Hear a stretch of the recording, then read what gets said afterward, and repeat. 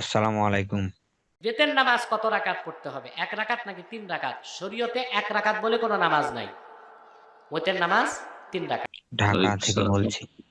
জি, বলেন।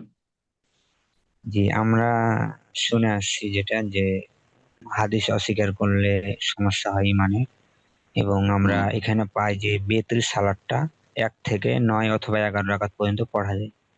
তো হুম, সেক্ষেত্রে যারা বলছে ১ রাকাত বলতে কোনো সালাতই নেই। হুম, এতে ইমানের কোনো সমস্যা হবে কিনা? আর এখানে একটু আরেকটু যে হাদিসে আছে যে যদি মহিলারা যদি মসজিদে যেতে চায় তাহলে তোমরা বাধা দিও না। তো সেখানে বলছে যে মহিলাদেরকে হাদিসটা আলাদা দাবি করছে মসজিদে নিয়ে গেলে ফিতনা ভোগ করা হয়। এসব কথা বললে ইমানের কোনো সমস্যা হবে কিনা? যদি একটু ক্লিয়ার বলতেন। মহিলাদেরকে মসজিদে নিয়ে গেলে ফিতনা হবে, আর ওই যে মিছিলে নিয়ে যাচ্ছে ইসলামপন্থী, কথিত ইসলামপন্থী গুমরাহরা, এতে ফিতনা হয় না? আল্লাহ হিদায়াত করুক এদেরকে। আল্লাহুম্মা আসলিহ আহওয়ালাল মুসলিমিন। হাদিস অস্বীকার করা দুই ভাগে বিভক্ত। একটা হচ্ছে পুরোপুরি অস্বীকার করা, আর একটা হচ্ছে আংশিক অস্বীকার করা। যদি কেউ পুরোপুরি অস্বীকার করে যে হাদিস আমি মানিই না, আমি শুধু কোরআন মানি, তাহলে সে কাফের, মুসলিম না। কারণ হাদিস ছাড়া ইসলাম পালন করা সম্ভব না।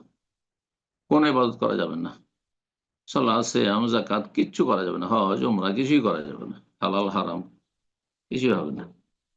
সুতরাং যা ছাড়া ইসলাম পালন করা যায় না সেটা যদি কেউ অস্বীকার করে তাহলে সেই ব্যক্তি মুসলিম নয়।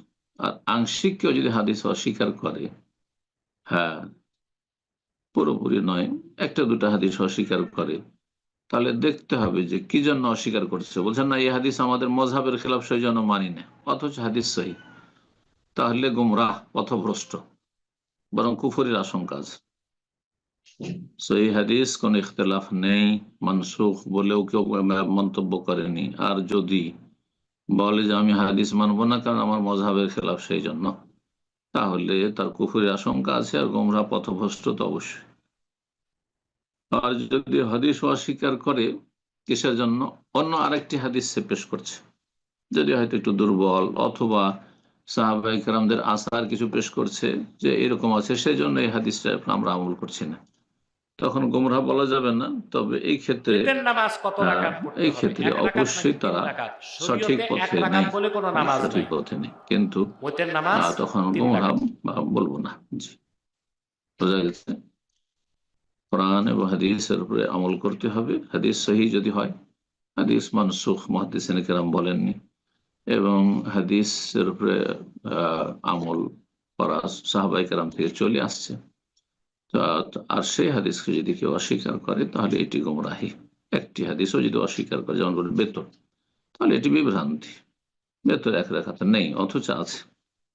জি, কিন্তু যারা বলছে হয়তো তকলিদান বলছে, মানে অন্ধ অনুকরণে বলছে, বলছে এত বড় ইমাম ইমাম আবু হানিফা ১ রাকাত মানেননি, তো আমরা তার এলেমের কাছে কি?